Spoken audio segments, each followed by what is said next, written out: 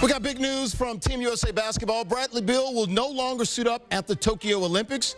He entered the Team USA's health and safety protocol on Wednesday and will not be able to travel with the team to Japan. Beal will be replaced at a later date. Meanwhile, Jeremy Grant was also placed in the protocol today.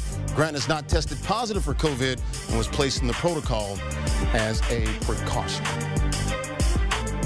For more, we welcome in CBS Sports NBA insider Beale Reiter. And Bill, plenty of players declined to play for Team USA this season, heading into the Olympics now. Of course, they're being hit by that COVID bug. What's your reaction to Bradley Beal no longer with Team USA as they get ready to head to Japan in about 9 or 10 days? Larry, a couple reactions. The first is I feel terrible for Bradley Beal. Obviously a guy who wanted to represent his country, who put in the time and the work and the effort as they got ready before they head to Tokyo, and it's just such a unfortunate thing for him. And then obviously it may be a precursor. We'll certainly see of how the Olympics are going to play out. Just visiting with someone a few hours ago who's going to the Olympics as one of the folks that are involved in the organization, just casually concerned about what's going to happen and whether there's going to be these sorts of problems throughout the Olympics. When you look at it, before we get to see who could replace Beal, Team USA still, though, Bill, loaded with lots of talent. What's your level of confidence this team, the way it is currently constructed, they have what it takes to win gold?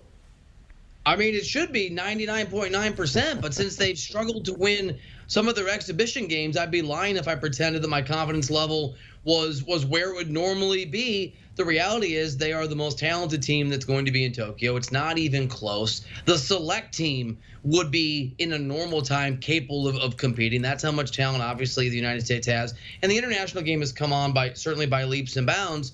But you do worry a little bit about the wear and tear on guys and just this bizarre year that we've all been in and how we've seen it impacting health and durability and stamina for players. But I don't think, and Bradley Beal's an amazing player, I don't think something like this, right? A single player leaving Team USA, whoever it is, even if it were, say, Kevin Durant, shouldn't impact the outcome. The real concern, I think, for those folks that have one is whether or not these guys have just played too much basketball to be able to dominate the way they should. And Bill, you're correct. That's why it's called a team. It's a roster. Got a 12-man roster here heading over to Tokyo.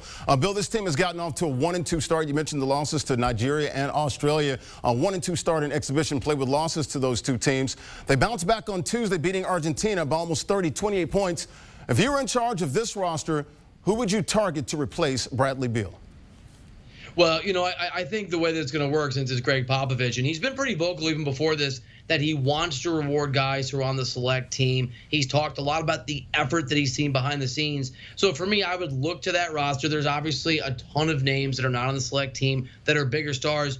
But the idea of a young guy who's already put in the time and the effort, who, like Beal, is a scorer, for me, Anthony Edwards is the guy. Had a great start to his NBA career. Really good in the second half of the season. And this is a team, USA, that's guard heavy. They're also forward heavy. They're everything heavy. And Edwards does a lot of the things that Beal does, and he fits what Pop wants. Somebody who's been it from the beginning. That's the guy I'd give the nod to.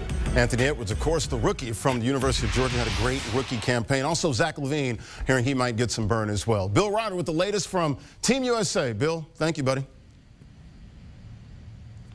All right, here's a look at the odds to win gold in Tokyo. Team USA remaining the heavy favorite to win their 4th straight gold medal at -400.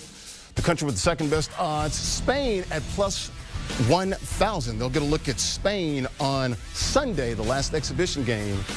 Do you want a sports network that delivers everything that matters about the game? The highlights, the picks, the instant analysis, no yelling, no fake debates, no politics. Hit the subscribe button and never miss a moment.